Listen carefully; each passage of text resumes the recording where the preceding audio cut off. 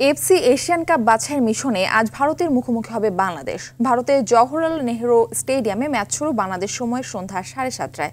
ভারতের মাটি থেকে সাফল্য নিয়ে ফিরতে চায় ক্যাব্রেরার শিশুরা, তবে ঘরের মাঠে দাপট ধরে রাখতে চায় ভারত। নাজমুস সাকিবের রিপোর্ট।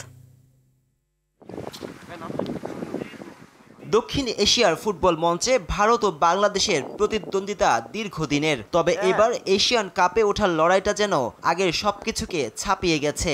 একে তো হামজার অন্তর্ভুক্তিতে বাংলাদেশের শক্তি বৃদ্ধি, সেই সাথে ম্যাচের আগের কয়েকদিন ভারতের অসহযোগিতায় বাংলাদেশকে তাতিয়ে দেয়া। শ্রীলঙ্কের জওহরলাল নেহরুতে তাই স্মরণকালে সেরা প্রতিদ্বন্দ্বিতা দেখার অপেক্ষায় দুদেশের ফুটবল ভক্তরা। এই ম্যাচ ঘিরে আমরা খুবই এক্সাইটেড। আমরা সেরা প্রস্তুতি নিয়েছি। ভারত শক্তিশালী প্রতিপক্ষ, তাদের বিপক্ষে একটা জমজমাট ম্যাচ হবে বলে আশা করছি।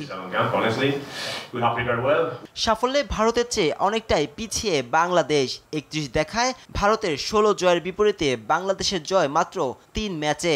তবে 12 ম্যাচে ড্র নিয়ে মাঠ ছেড়েছে দু দল। এই পরিসংখ্যানে ভারতের আধিপত্য স্পষ্ট হলেও দু দলের মধ্যে এবার হামজায় থাকবে বড় পার্থক্য।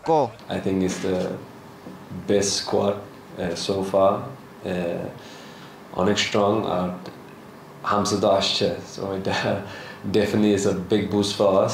2027 সালে সৌদি আরবে হতে যাওয়া এএফসি এশিয়ান কাপের মূল পর্বে জায়গা করার মিশনে ভারতের মাটি থেকে জয় ছিনিয়ে আনতে চায় ক্যাব্রেরার বাহিনী। আগের 3 দিন অনুশীলনে নানা বাধা থাকলেও নিয়ম অনুযায়ী ম্যাচের আগের দিন মূল মাঠে অনুশীলন করার সুযোগ পায় জামাল হামজারা। প্রেশার ফিল করতেছি, but at the same time we are cool. Bangladesh যেমন হামজাকে ঘিরে স্বপ্ন বুনছে, তেমনি ভারতও তাকে আটকানোর ছক কষছে। টেক্কা দিতে তাই অবসর ভেঙে দলে ফেরানো হয়েছে ব্লু টাইগার্স তারকা সুনীল ছেত্রীকে। যদিও প্রতিপক্ষ নিয়ে ভাবছে না বাংলাদেশ। হামজার সাথে জামাল তোপুরা সঠিক তালে খেলতে পারলে হয়তো এবারই কাঙ্ক্ষিত জয় ধরা দেবে লাল সবুজের। নাজমুস সাকিব, RTV।